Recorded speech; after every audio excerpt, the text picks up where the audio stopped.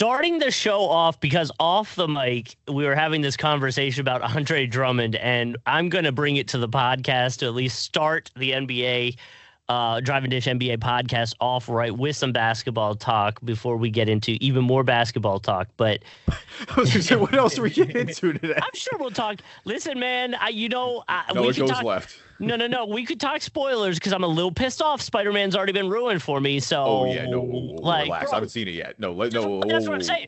That's what I'm saying. It's like, bro, the movie's been out for less than 24 hours and I've already had it spoiled. Like, come on, guys. We got to have like a 48-hour, like, don't mess with it. And I get the whole, well, don't be on the internet. It's like, no, come on, man. Like, this whole, like, we have to stop being such gratification now society, instant gratification. Like, give me a second. I get it. There's people that talk about superhero topics on TikTok and stuff like that, but like, also let me doom scroll without having Spider-Man ruined when the movies come out, when all the, like, I haven't even had a chance. The whole thing's been sold out when I was trying to go. Yeah, dude, it's like, really, come on. I mean, movies for the first time as we immediately go left. I love it. I mean, between the Odyssey and Spider-Man, it's really been a big 2 weeks for movies for sure. Definitely. So I've been slacking on Odyssey. I need to go see that. Same. Yeah. I definitely am going to see Spider-Man as well. Obviously, Marvel's been up and down in the most recent phase, but Spider-Man is not part of that.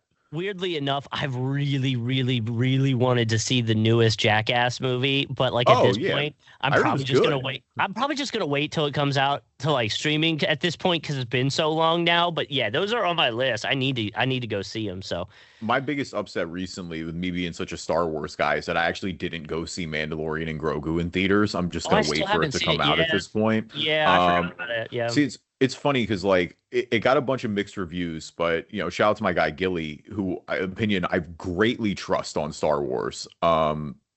He loved it, and so that has me a little more intrigued than I probably was initially, because the reviews kind of came out and they were basically like, "Hey, this is just like 3 TV episodes mashed together one," which is kind of what I was worried about.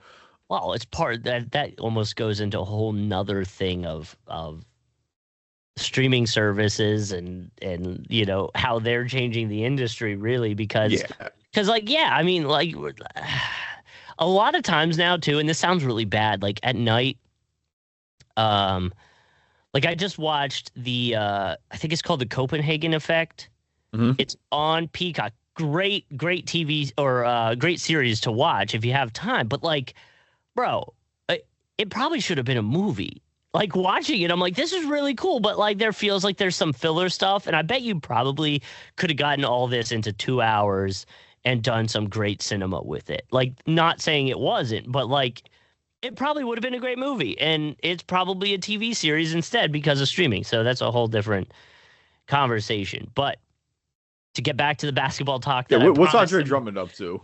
So I wanted to get your thoughts back when, and I'm guessing it was probably because we started the podcast in 14-15 of the NBA season.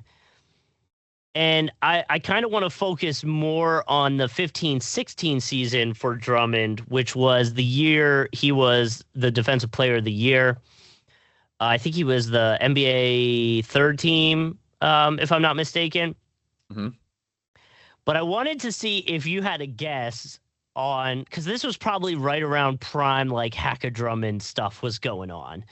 And I only bring that up because his free throw attempts are significantly higher than really any other time in his career. That year specifically, he was taking 7.2 a game.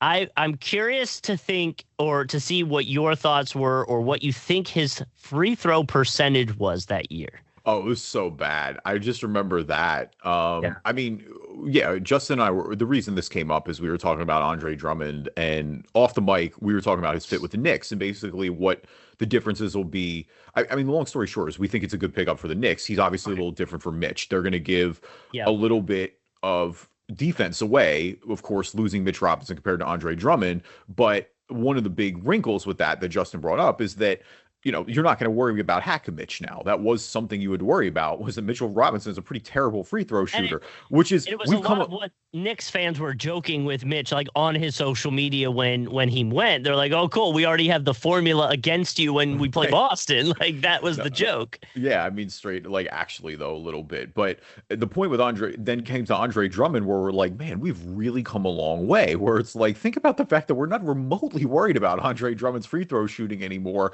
And the fact that, like, he may even step into an occasional corner three, and I'm not even mad at it. He's going to splash that if he gets a good open look. But to the point, I guess my guess, I think he shot, he probably shot around, like, what, 27%? It was horrible. So a little higher than that. He was 35%. That is so bad for an NBA player.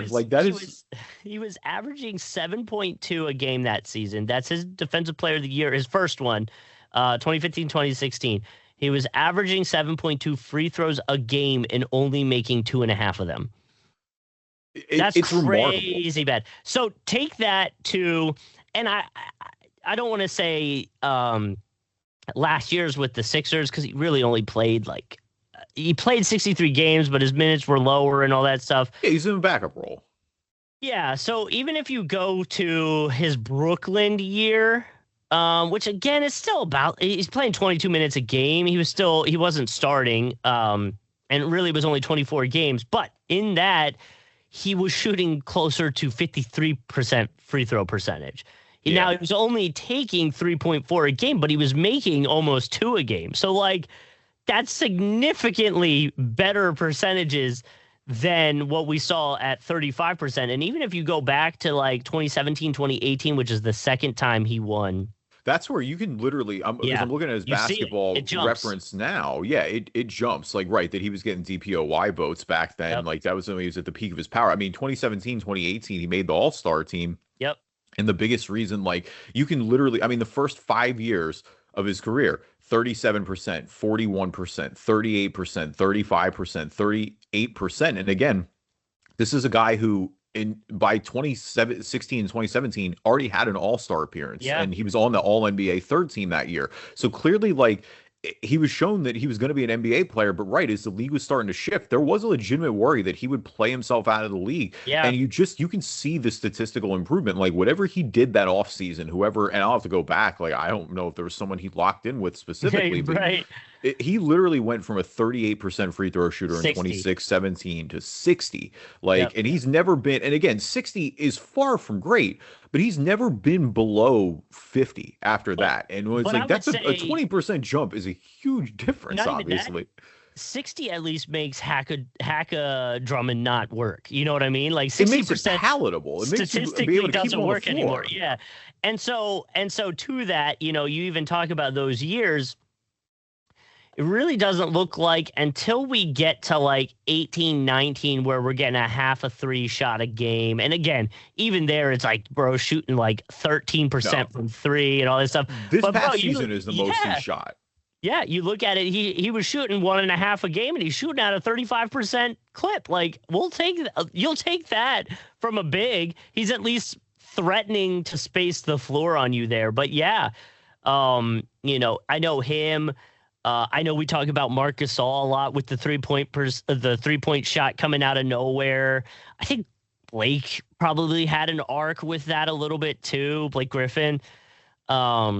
Well, Brook Lopez is the other one too. Where it's obvious. Like, you can just see it right there on the, like, you can see the league shift, and that's been a big part of that. Now, obviously, Drummond is not somebody you thought would, but that's the NBA these days. And now you got guys like Wemby that are pulling up from 3 and like consistently making them. It's crazy. And, it's funny too, because like just playing basketball in the backyard with Quinn, she has a little basketball net. It's like a Minnie Mouse basketball net. And she's got a ball that's like it fits in the size of my hand. That thing is so insanely hard to shoot. So it probably is like, the bigger your hands, the like harder it is to actually shoot a straight shot like that. Because if I take her soccer ball, which is like twice the size, it's more likely going to go in than the basketball that's the size of my hand. So I'm sure the size of the centers plays a little bit of that, which also leans into a little bit of a funny dynamic we saw this week, I should say, on social media of of a back and forth between Draymond and Shaq. I don't know if you saw that, bro. Shaq went to shake Draymond's hand, and he makes Draymond look like an average-looking human. Like, oh yeah, Dre, and that's what I think Shaq's joke was in the thing. Be like, you're not a big, bro. Like, you're not a big. Like, look how small you are. But either way, funny video too. The topic that we warm up with Draymond Green is that he has signed a 1-year deal to stay with the Warriors for $27.7 million, which is a lot. It's the same he opted out of before the 26th season free agency window so that they could try to get LeBron. Obviously, that didn't happen, so now the money comes in. It's going to be his 15th season with the Warriors. I think he has to play 51 games to join Steph as the only players in history to have at least 1,000 games under the Warriors. So that'll be kind of cool. But yeah, I mean, last season we were seeing 8.4 points, 5.5 rebounds, 5.5 assists, 41% shooting, 32% from three, which is actually worth mentioning. That's less than what Andre Drummond was shooting percentage-wise last year. So, you know, the jokes on the internet have been like the Warriors literally have done nothing this offseason. Yeah. And that's kind of crazy with Steph on your team. And wherever you think this future of the team's going, like my thinking is this is a very big sign that maybe they're going to start to retool and think towards the future, post Steph, post Dre.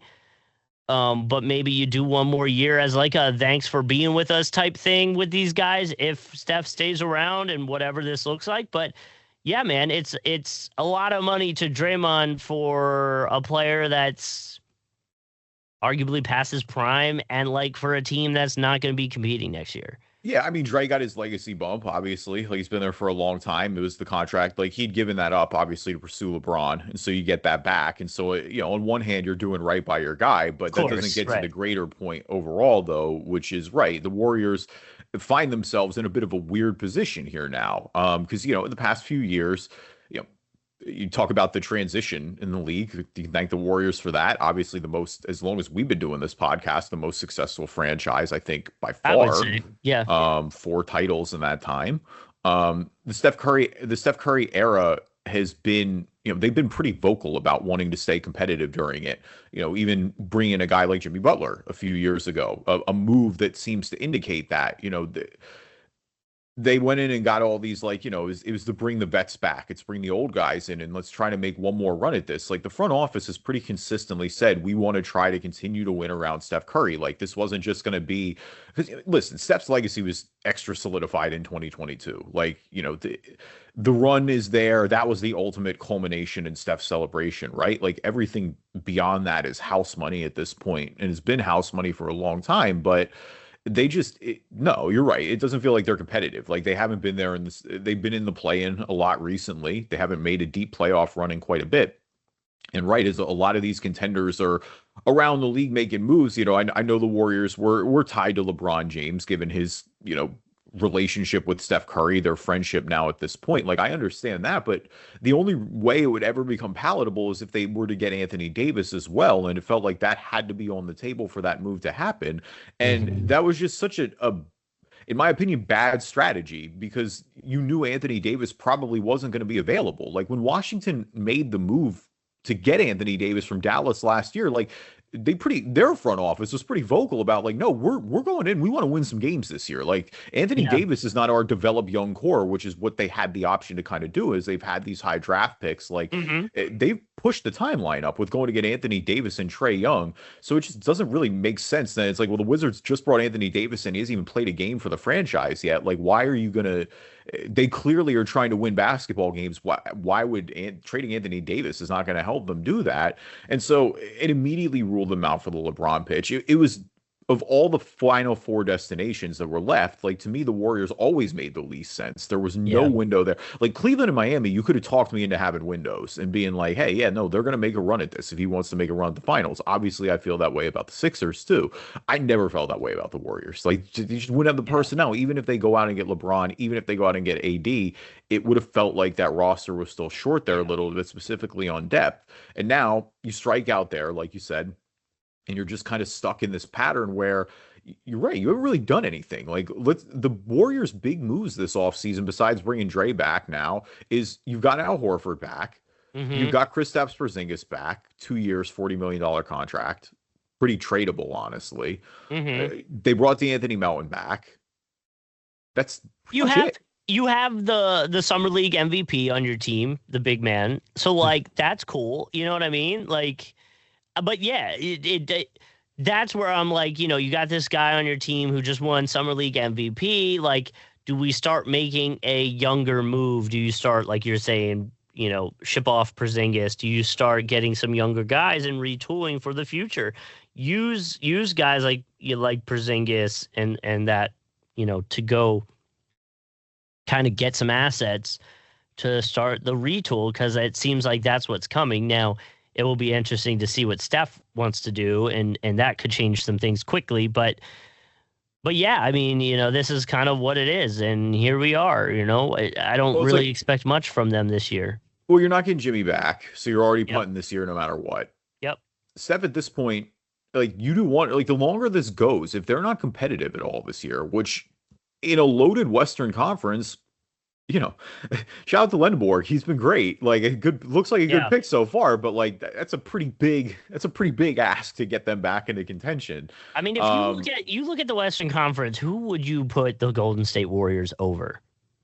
Because I bet that list is. Let me pull it up. Let me look at the full conference. I bet that list is shorter than who you would put over the Warriors. No, I don't disagree. Last year they were 10th at 37-45. Only above the Pelicans, the Mavericks, the Grizzlies, the Kings, and the Utah Jazz. Yeah, they're better than the Pels for sure.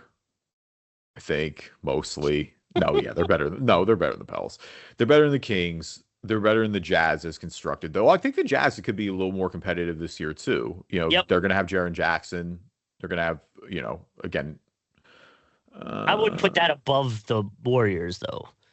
No, I'm not there. No, I'm not there yet either. I'm not there with the. I don't think the Grizz are going to be better. I think the Dow. I'm not ready to put the Mavericks there yet either. Okay. The Blazers were 8th last year.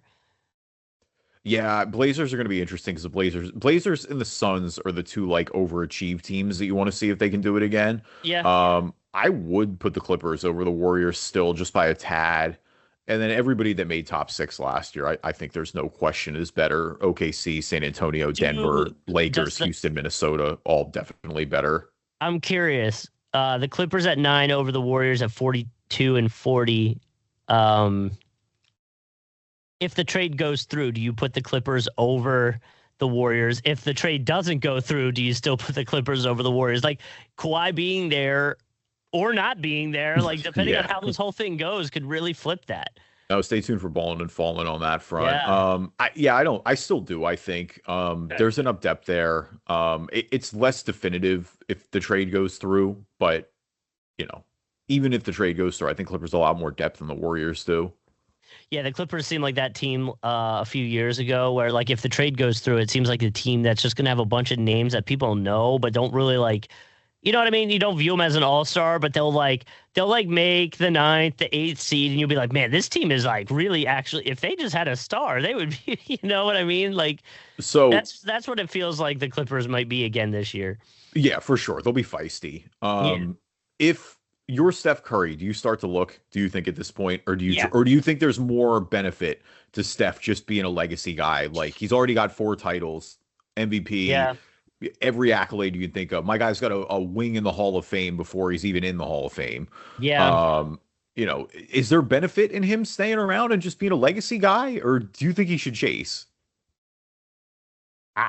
Personally, is like, man, do you want to see like a star like that go out on a team that's like skimp and play in tournaments, or do you want to see him like in the conference finals battling it out, having another 45-point game in the conference finals to send the Charlotte Hornets to, you know what I mean? Like, I say Charlotte because that's the team that I've seen a lot of rumors about, obviously, and there's connections there. Yeah. And so like a team like the Charlotte Hornets would be really cool for him to go to, because like we saw what they did last year. You add Steph Curry to that, they're probably at one of the top teams in the East at that point too. Dude, that's a great call. I didn't even factor Charlotte in, and you're right. Charlotte's going to absolutely get a look if he were to decide to leave right? just off the hometown factor. Yeah, 100%. Well, there were he people would do. joking I mean, bro, if he were to go to Charlotte and bring Charlotte a title, a franchise that has truly won nothing, like that would be I mean, he'd get the legacy boost no matter what, but like you do it in Charlotte. That could do it. And people were joking that he would wear his dad's number, like the whole thing. Like it was a whole thing. And so like that's why I saw Charlotte, and that's why I brought up Charlotte. But like, yeah, man, I guess the only thing, if you're Steph and you're looking at Charlotte, obviously you wonder, like, Charlotte's been run a little interestingly. You know what I mean? No, but like, have they? They've been run kind of competently recently. The last few years, yes. No, that's what I'm saying. That matters. I agree. Throughout the whole, history of this podcast, they haven't been. Yeah, they've been bad. And so, like, there's that. Outside of Kemba, shout out Kemba. But if you're also Steph, do you really want to? And honestly, this might be like maybe this is like a loser mentality that I have in my head. But like, if you're Steph and you're looking at the East and you go, man, I could go to the Charlotte. I probably could get them over 50 wins. It's only 6 more wins, from last season, and we're at a 50-win territory. We're 3rd or 4th in the East. Sounds cool, but I mean, Giannis is still here on a retooled Miami Heat. LeBron just came over on the 76ers. You got the Pistons, who are a 60-win team. The Cavs, who will probably be there again. Atlanta, who looked really amazing in the second half of last season and retooled with Lu Dort, and like maybe even looks even better going forward. Like, is there that angle too? Whereas like, if I go there and whiff, does it hurt more than it helps the legacy side of things? He'd have to whiff really hard for it to hurt the legacy at this point. And even then, I still don't think it hurts the legacy. Like, this is Steph Curry. Steph Curry's legacy has had so many, because even beyond the 4th title, then you think about that Team USA game against France and that gold medal game. Like, that might have been the ultimate icing on the cake. Like, we're fully in house money territory. I think if he stays with the Warriors, it will kind of end. I mean, it will probably end the way it did for Dirk and Kobe. And there's nothing wrong with that, being a one-team guy. If you're there, you're comfortable, you're happy. Like, I feel like I'm like slandering that a little bit. I'm really not as much. I personally, though, as the basketball fan, I want to go see Steph ring chase. I would love to go see him go to Miami and play with Giannis, like he had talked about and was rumored. Like, we've seen them in the All-Star game. Like, that just sounds like basketball nirvana. To that point too, obviously, if San Antonio, they've got the resources. Like, you want San Antonio, you want to push in and go play with him and Wemby. Good luck. Like, you gonna stop? Yeah, you gonna stop that pick and roll? Yeah. I think there are other teams too that I think could go in and make appealing packages to prize Steph Curry. Now, Steph Curry would have to come out and tell the Warriors, like, hey, I want out. I want to go chase. Yeah. I wouldn't be mad at it. Like, obviously, like I want to see somebody who's had the career that he has competing on the highest level. That's why I like the LeBron move, not just obviously from the homer perspective, but like, I like that LeBron's going to Philly to try to win. Like, LeBron could have chilled on the Lakers and not won anything. No offense, Lakers fans, but like, that's the way it felt like it was going. He could have taken max money or gone to some other destination that wasn't, serious about winning. He's chasing the ring. Like, I'm not going to, if Steph wants to chase it, he's certainly earned that right.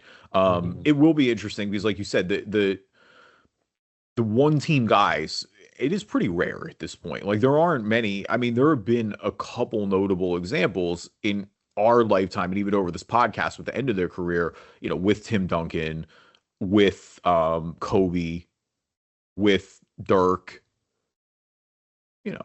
We'll see if you get that again, but that's increasingly rare. Like, we haven't really had many of these guys be one franchise. I mean, Steph and Dre probably are 2 of the last left. Like, who else has really been, and we'll see with some of these younger stars how it goes, but you want to talk about like the true franchise superstars and champions that have been one team guys. I mean, the only other one I can think of, and he's still a long way off in the years wise at this point, is like Jokic.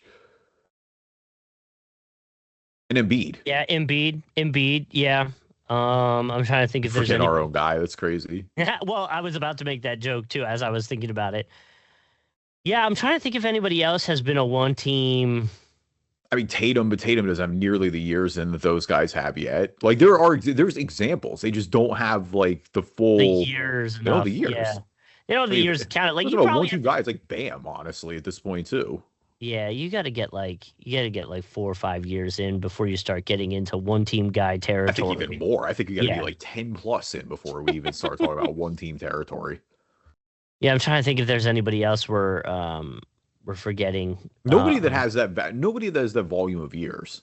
The couple of Wow. guys who would have been moved in recent years, like Dame, This is so funny. I Clay. I just came up on a post from 3 years ago on Reddit, and it's titled "Which currently active players are most likely going to be one franchise career players?" Let me just read down this list for you, because Mhm. this is hilarious. Fred VanVleet, Nope. Pascal Siakam, Nope. Well, that was such a J- bad pick. Why? I Who picked that? I know Jaylen Brown, Yeah, I mean that was fair. Miles Turner. Oh, Devin Booker is one we didn't Yeah, talk. Booker's Booker's a a good good one. call. Booker's on this list. Karl Anthony Towns, Yeah, nope. Jokic, who we said, Marcus Smart. That was always a dumb pick. Yeah. Adetokounmpo, Yeah, I mean Dame, it was Bradley close. Bradley Beal. Yeah, that was only because of the no trade clause. Maybe at that Yeah. point. Yeah.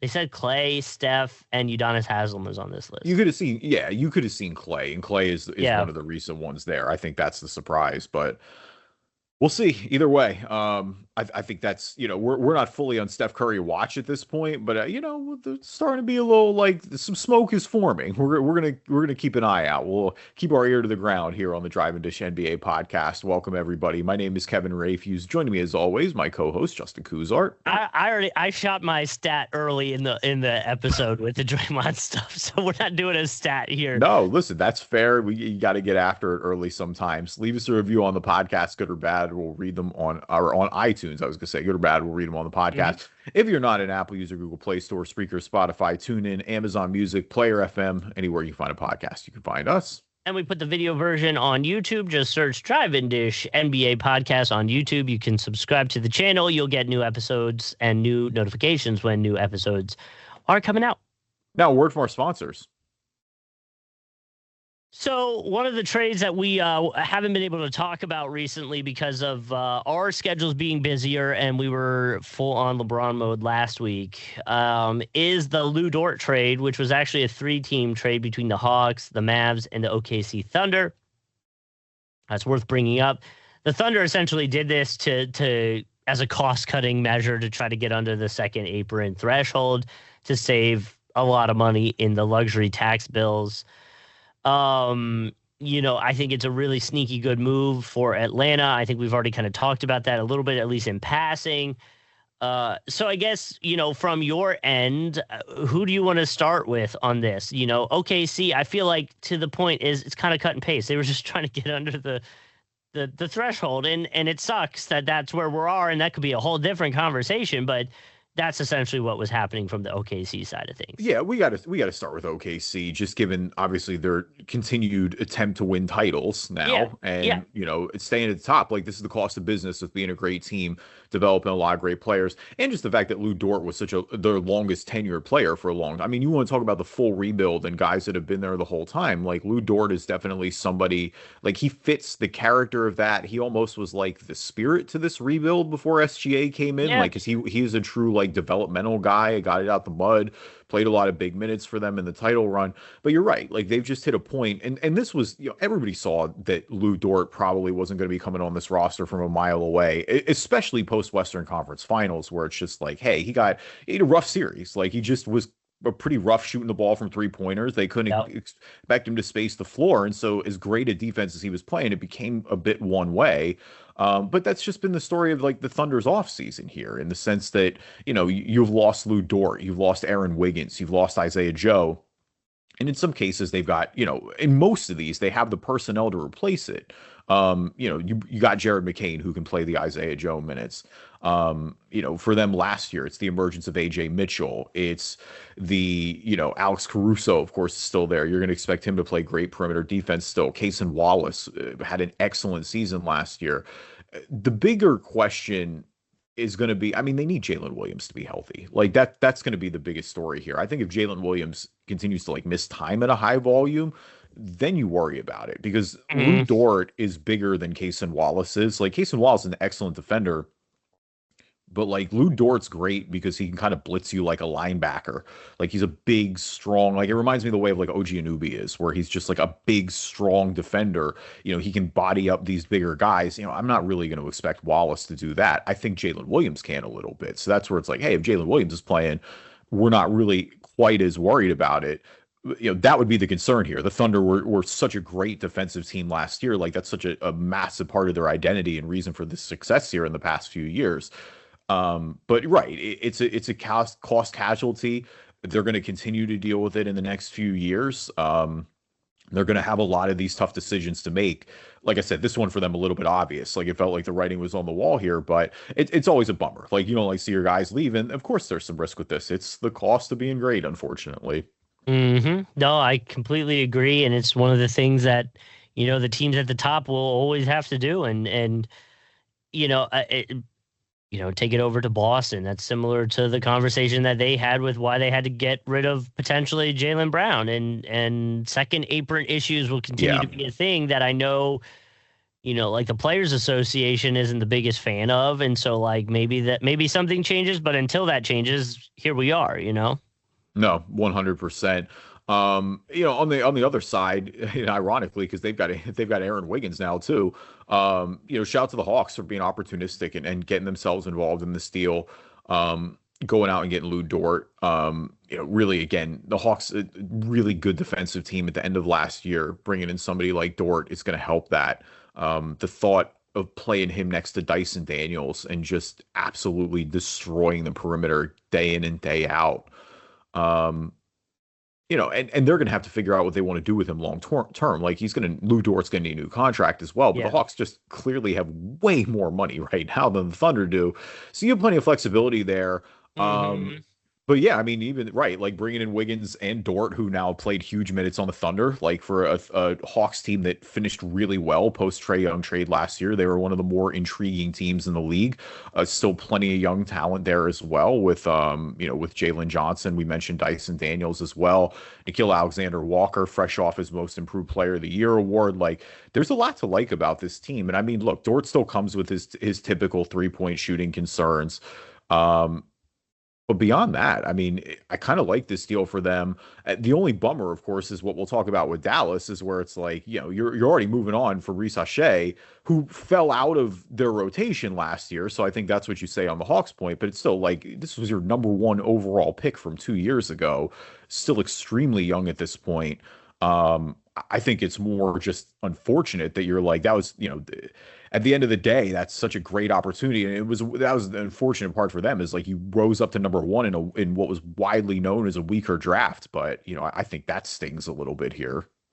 Yeah. And to your point, I think the Lu Dort stuff's going to be, people talk about it. People were talking about it. And I heard some people say it'll be a really good sneaky move that we'll look back, halfway through the season saying, man, this was one of the best moves of the offseason.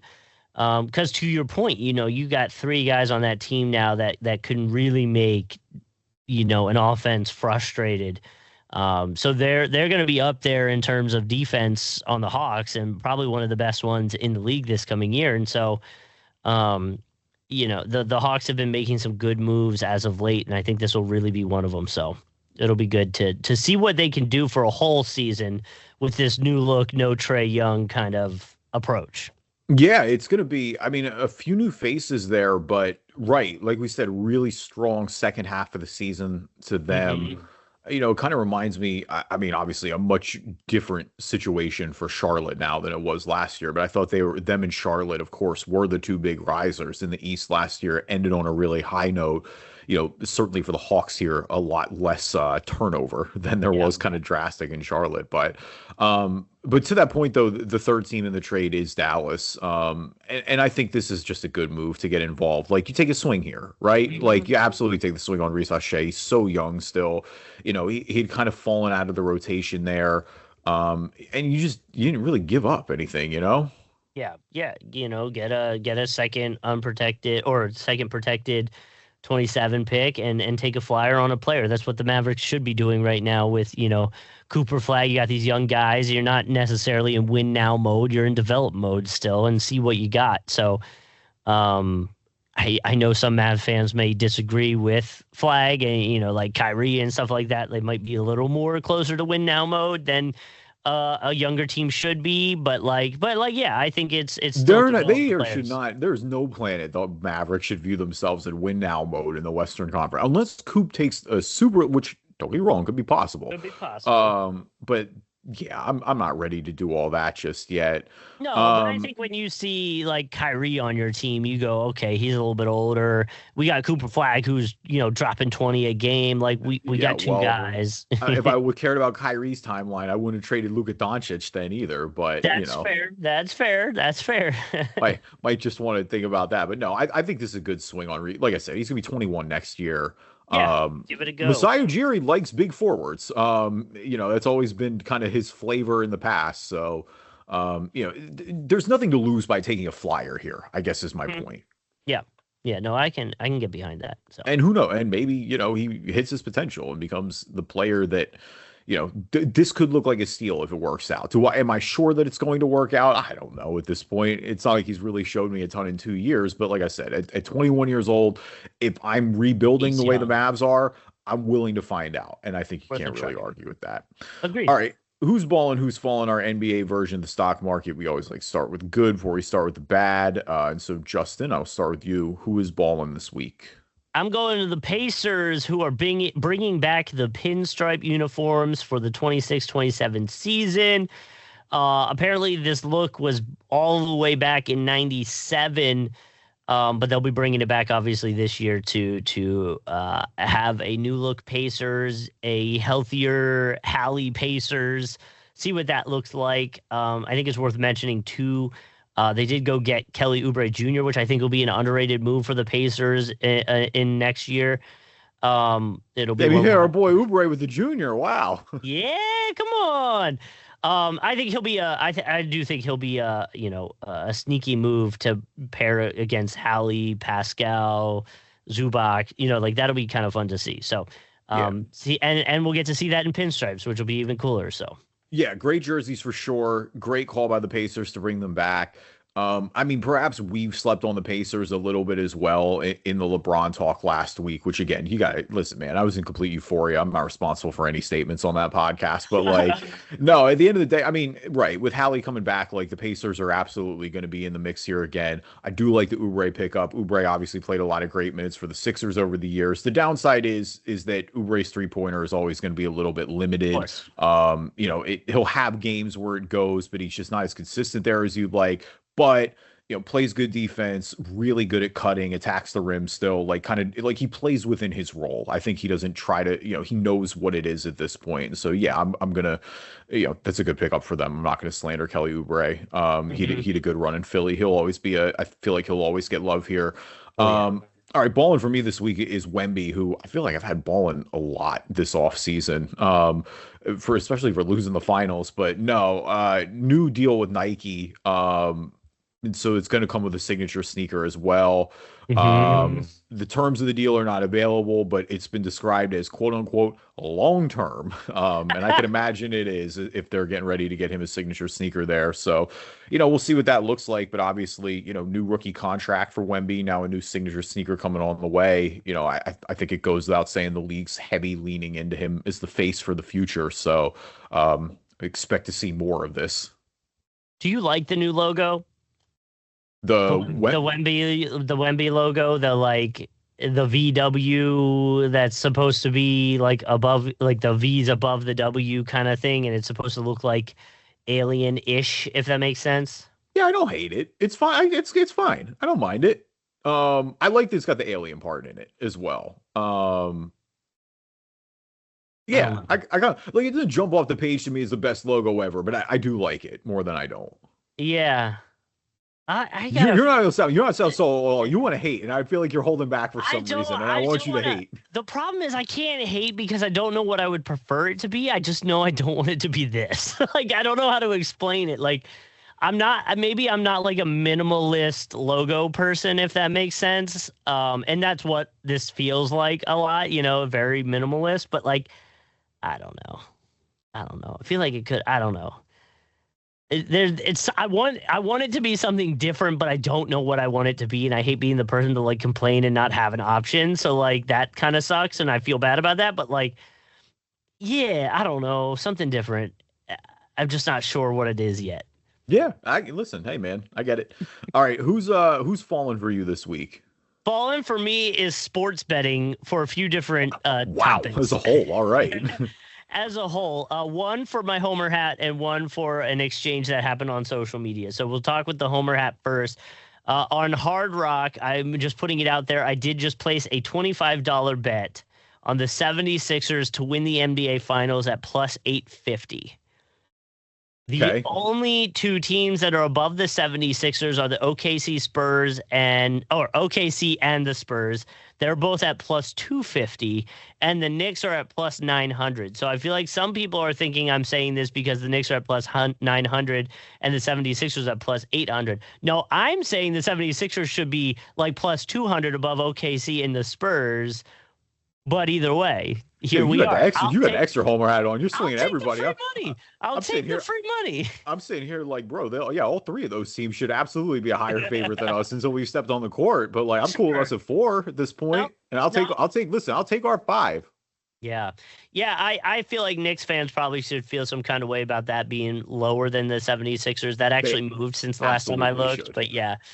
But either way, so that was my Homer hat. The other one I wanted to do was actually specifically for Kalshi, because if you hadn't heard, New York is suing. There's a whole thing going on, but essentially Kuzma jumped in and decided to tweet that New York banning Kalshi to protect the casino lobby was upset. The governor of New York decided to return the favor and point out that Kuzma is a co-owner in Kalshi. And he did that because Kuzma was saying that Kalshi could have brought over $10 billion over 5 years to public schools and healthcare, saying that the New York really doesn't care because they want to protect the casino lobby. The governor responded with, "Your motives are pure, right?" and posted a tweet that Kuzma posted back in May where he admits he's an investor in Kalshi. Yeah, Kyle Kuzma is on a run of brain dead takes on Twitter. Like, he's on a generational brain dead run this summer. So let's recap what Kyle Kuzma's tweeted on Twitter. Kyle Kuzma is shaming people for being upset about AI data centers and their water consumption because he said, and I quote, farms use more water. So we're just going to put this out. The other, like the golf courses, listen, man, you had me in the first half. Golf courses use a ton of water. I will gladly hear that argument. That we maybe need less of those. But farms, Kyle Kuzma, my brother in Christ, what are you talking about? Now with this, first off, he shouldn't be allowed to invest in Kalshi as an active player. And Giannis is the same way. It's gross, dude. It's gross when active players are in gambling. I've made my thoughts clear there. I think we've gone way too far into it with active players and things like that currently. The lines have been far too skewed at this point. But like Kyle Kuzma's doing this whole like, oh, we should have Kalshi and take people's money and insider trade and do all sorts of like the New York law just basically wants to regulate Kalshi like a casino because it is a casino. Like this isn't some insider trading market. It's a casino. They should be subject to other gambling laws. And so of course they're upset about that. State enforcement. He's got financial impact in it. It's just no, Kyle Kuzma's a clown. Like Kyle Kuzma has fully exposed himself as a clown to me this offseason. I don't respect his opinion on a lot of things. Great, like good basketball player for sure. His Twitter takes right now, brain dead. He just tweeted on the 26th. He said, "Guys, all my tweets are AI sourced from ChatGPT. You got me. Just let me shut up and dribble now." Oh boy. No, honestly, like I don't want to be that guy, but like in this case, yeah, Kuzma, shut up and dribble, bro. I'm good. Shut up and dribble. I don't want you pushing Kalshi on the youth. I'm sorry. I think it's gross. He is beefing hard. Yeah, apparently he might be beefing with Cam Newton too, but I got to read more into what's going on in that exchange too. But holy moly. Either way, Kyle Kuzma, one for the ages. That Jaylen Brown quote is living rent-free in my head right now, and I'll leave it at that. All right, fallen for me this week is the Kawhi Leonard saga, which is just ongoing and doesn't seem to look to end at any point. I almost talked about the Portland Trailblazers, which I think I'm going to save for next week when we have some more like summertime stuff, because that whole fiasco and their owner threatening to move is nasty work potentially too. But we can talk about that later. Kuzma, by the way, Kuzma did have a tweet about that too, saying that the Portland fan base is actually a really cool fan base and that he feels bad for them. Oh, there you go. All right, Kuzma, you got one good tweet. There you go. I'm glad you shoot for 1 from 11 from the field today. But no, so with no, the Trailblazers should not be leaving Portland. That'd be disgusting, and that'd be gross if they end up leaving Portland. But no, with the Clippers, obviously this is all on hold, and the trade is back on hold. This hasn't happened at this point, but the reports now are that this could very well go into 2027 as it continues to expand. I know Pablo Torre had an update on that investigation. Either way, though, like this, it doesn't feel like this is going to be done before the season started. You can fully understand the Raptors at this point want to be hesitation for, because if Kawhi gets punished, you don't want to be on the hook for that, especially when you've given up Brandon Ingram, Grady Dick, an unprotected first-round pick. Well, that's what I mean. I fully understand their hesitation. That's what I'm saying. The Raptors are like, we're going to go get this guy and then get punished for something he did. Like, we got to hold on. Wait a second. That's not right. So, yeah, I don't know how you approach that. I mean, I guess the move is to totally void the ability to do that trade, but yikes, not going to be fun. So, yeah, that's something to keep an eye on. Yeah, I mean, like you said, very, very messy. We'll see. The Kawhi Clippers tenure is just such a disappointment all around. That's all you can really say about it. It's just like, what a disappointing run it ended up being there. Yeah. But, all right, should we play some grid? Let's do it. Of course, you can watch the grid on YouTube. Just search Driving Dish NBA podcast, see the video version. But for our podcast listeners, oh, nice. We got some teams this week, too. I feel like we haven't in a bit. We got the let's do our columns first. We'll do Oklahoma City Thunder, or left column, Lakers in the middle, and then 1 block a game per season on the right. Our rows from top to bottom, the Trailblazers, as just mentioned, the Philadelphia 76ers, and Hall of Fame. Just because we're going to gloat, and Justin mentioned it before the pod, we're going to get it out of the way that, yes, we would and will fully be using LeBron James at Sixers Lakers at some point. Unfortunately, Bron has not put on the jersey in the game yet, so we would be eliminated already. But what a world. We're so back. I've got 2 good ones that we can use. Okay. None of them are Elfrid Payton, unfortunately. No, sadly, they're not Elfrid Payton. For 76ers 1 block a game, I feel like we could go Okafor. Yeah, I think so. I feel like we're probably safe to do that. And then 76ers Lakers, a person we used to talk about all the time, Swaggy P, Nick Young. Swaggy P definitely works there. Sixers Lakers, I think there's sneaky a bunch. Could we do... It's Hibbert, right? He never played for us, though. No, Hibbert never played for us. Not Hibbert. Am I thinking of Hibbert? What's his name? Blew out his knee bowling. Oh, Bynum. Bynum. Bynum never played. No, Bynum never played for us. He never actually played for us, but Bynum would have potentially worked there if he ever stepped on the court.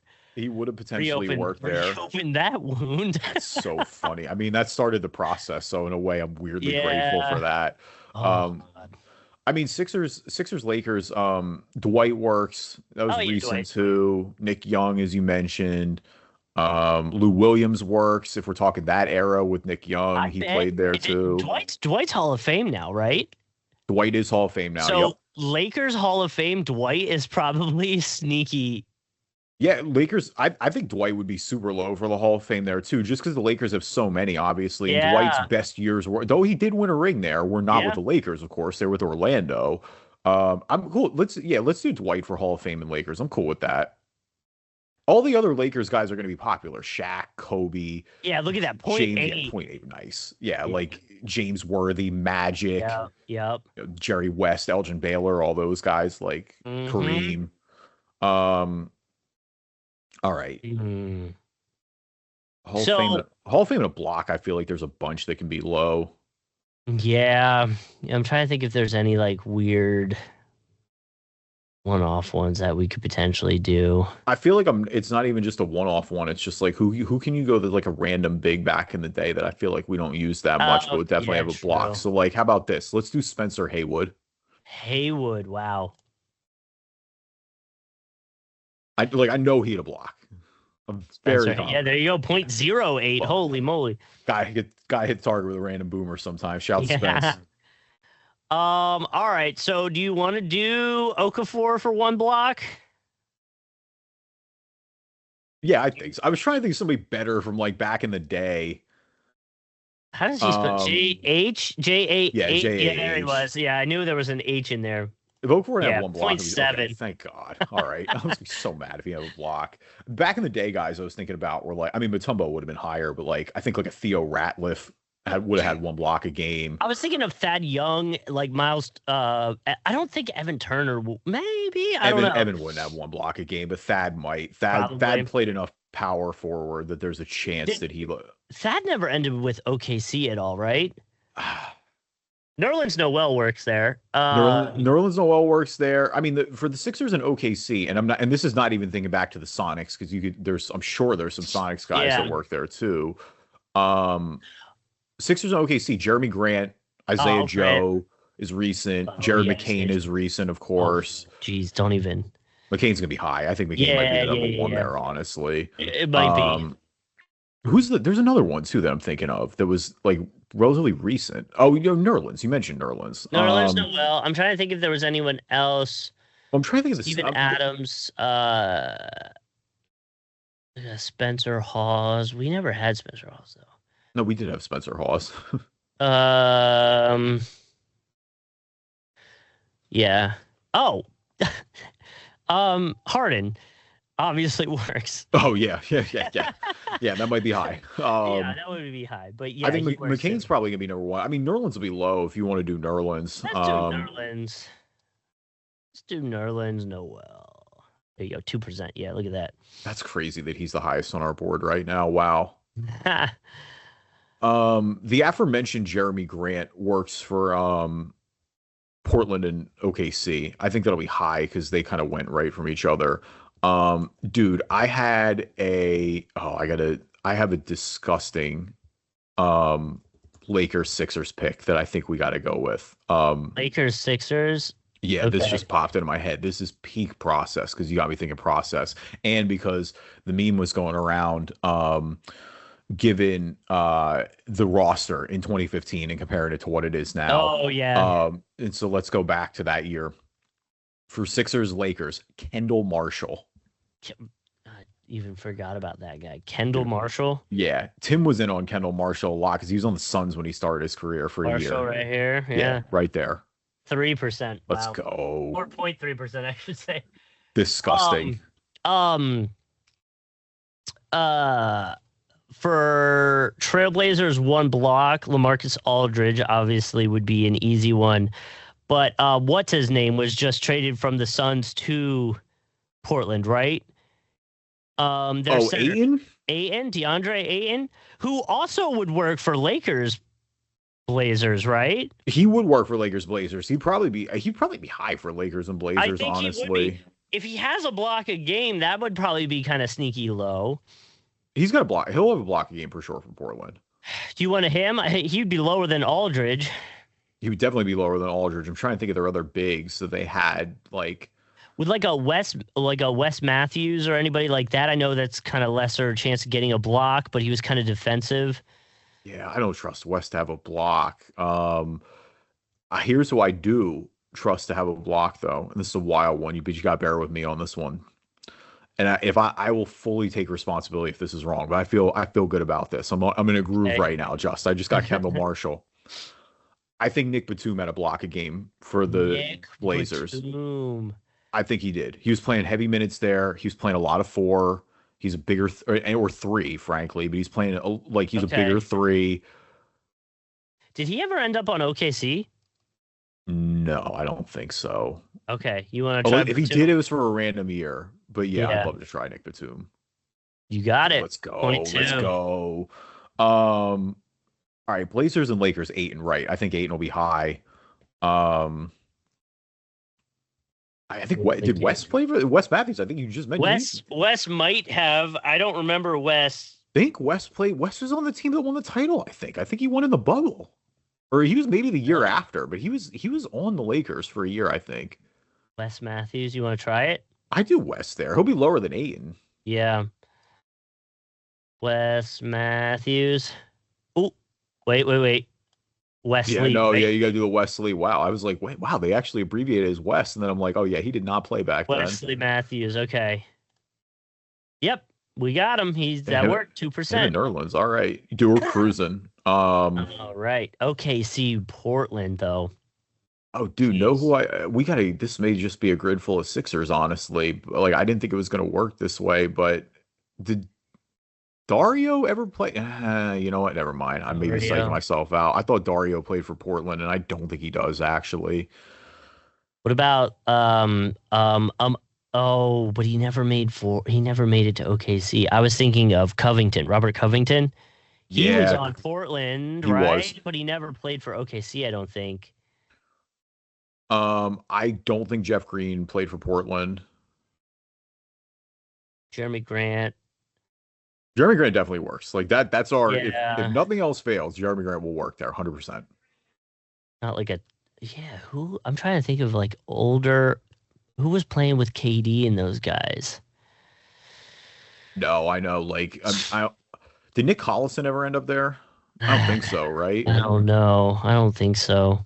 He was like Thunder lifer, so part of me thinks Yeah. not. Um, trying to think about like our guy Ish, for example. Was Ish Smith there? He's everywhere. I mean, we'll probably just have to go Grant. Yeah, that's fine. I'm okay with that. I feel like there's somebody we're missing, but I don't know enough to. Jeremy Grant. Here he is. Yeah, 12%. We'll take it though. All right, and Thunder Hall of Fame, and so again, you can go back to the Sonics here too.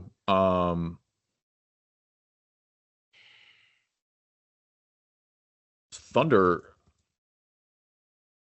because all their guys would be recent, so it's not going to be anybody that was in OKC just yet. KD's not Yeah. done yet. Harden's not done. I mean, Sonics Hall of Famers, they're played for them. Ray Allen is a Hall of Famer. Gary Payton, of course, is a Hall of Famer. Um, Chris Paul will work eventually one day, right? You think oh yeah, for sure. yeah, Yeah, Chris Paul will absolutely be there. he'll be like a sneaky side one that would be good for that. I'm trying to think of like who's on because the Sox won a title like way back in the day, and I'm trying to think who's on the team in the '70s. Um, Hmm. oh, dude, it's gross, but no who would work for the Sonics, and it would be lower probably. Um, Patrick Ewing. You want to do it? Yeah, like I'm trying to think of somebody other than Ray or like Gary Payton, but I guess not. Yeah, I mean, I'll look it up. Go for it. I know. I mean, I know he's a Hall of Famer. Obviously, he had the one season there before he went to Orlando that somehow gets forgotten about in the 4%. Wash Patrick Ewing. Um, yeah, who else do they got? Let me look. Oh, Spencer Haywood actually would have worked there too. There's 12 of them. Holy moly. Let's see. Oh, Ray Oh, Melo Allen. for the Thunder. Mello. Wow. That would have been Okay. a good one. I forgot about that. Gary Ray Payton. Allen, Gary Yeah, we got Payton. Yeah, then you David. get Oh, David Tatum. Thompson's a good one. He played the end of his career there. Lenny. Oh, Lenny Wilkins is a coach. I didn't even think of it. Yeah, he played there. I guess as a coach, that makes sense. Interesting. Okay, Jack Sigma. Interesting. 45. I'm kind of curious to see Detlef. Oh, Sean Kemp. That makes sense. Camps. Lenny Wilkins. Oh, Mello. Melo Dude, did we because missed Mello twice. Oh no. yeah, that's crazy. Raymond Felton, that's funny. Oh, And Enos it's Cantor. free. That was Yeah, recent. Yeah. yeah. Freedom would have been good. Telfair, that was a Tim Darling, Sebastian Telfair. Eddie Gill. Yeah, okay. Yeah, these are wild. Yeah, for real. All right, let's go back and look at our grid here real quick. See who the most popular answers are, I should say. All right, so most popular Mello. yeah, Mello. Okay, wow. Yeah, all around. Jesus. Mello, we My missed like bad, Mello. 3 or 4 Mello spots. Oh my. So top answer for Blazers and Thunder's Carmelo Anthony. Top answers for Blazers and Lakers is also Carmelo Anthony. That's surprising. It's not Ayton only because it was so recent. Blazers 1 blocking game per season. Bill Walton. Sixers and Thunder, James Harden. Sixers and Lakers, Wilt Chamberlain. Sixers block a game per season, Joel Embiid. Thunder Hall of Fame, Gary Payton. Lakers Hall of Fame, Magic Johnson. One block a game per season. And Hall of Fame, Hakeem Olajuwon. Our grid, if we want to run it back one last time. Jeremy Grant for Blazers and Thunder. Wes Matthews for Blazers. I guess we should say Wesley, since there is a Wes Matthews. Wesley Matthews for Blazers and Lakers. Nick Batum for Blazers, one block a game per season. Nerlens Noel for Sixers and Thunder. Kendall Marshall for Sixers and Lakers. Jahlil Okafor for Sixers, one block a game per season. Patrick Ewing for Thunder Hall of Fame. Dwight Howard for Lakers Hall of Fame. And Spencer Haywood for Hall of Fame and one block a game per season. Thank you, everyone, for listening to this episode of Driving Dish NBA Podcast. Appreciate you guys as always. Leave us a review on iTunes. We will read it on the show. Wherever you get your podcasts, you can find us. And we're on YouTube, Driving Dish NBA, on the YouTube platform. You can subscribe. You'll get new notifications when episodes are coming out.